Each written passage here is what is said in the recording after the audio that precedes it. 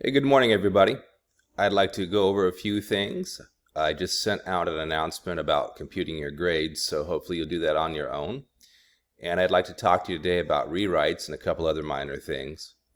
So you do know that you can rewrite your first two essays if you wish, and that rewrites are due at the end of the semester along with the final.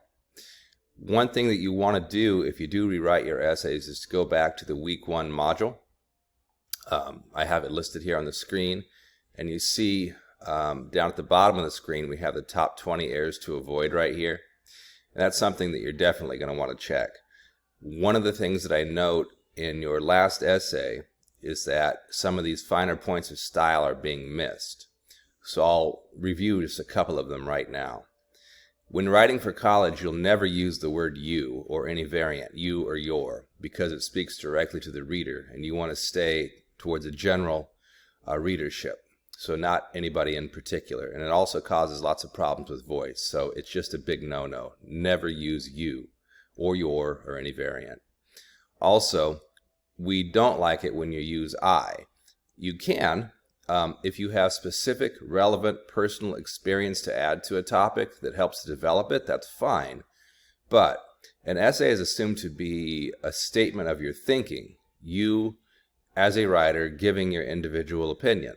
So if you write, I think, or I feel, or I believe, or in my opinion, those are considered redundancies. They're just space wasters.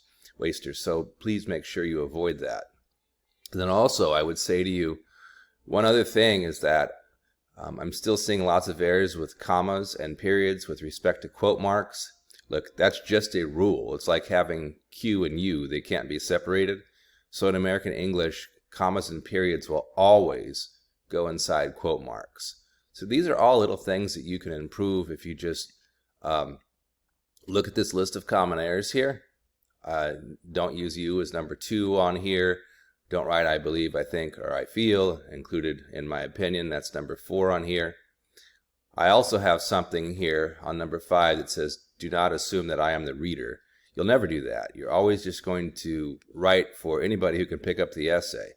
That means you have to give all the background, etc., in your stakes in the introduction, but I think we're pretty much doing a good job of that. So, before you do your rewrites, and really before you do your final copy of Essay 3, just go through this, because it's going to improve your grade if you have these things in mind while you're rewriting or while you're editing. And as always, I'm here for you. If you have any other questions, just feel free to email me and I'll work with you.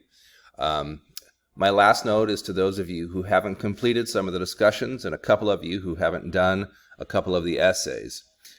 We've worked together, but I'll just remind you that the syllabus says you have to complete all the work in the course to get credit for it. So that's going to have to come by the end of the semester. All right. On that note, enjoy the spring weather, everybody, and we'll talk soon.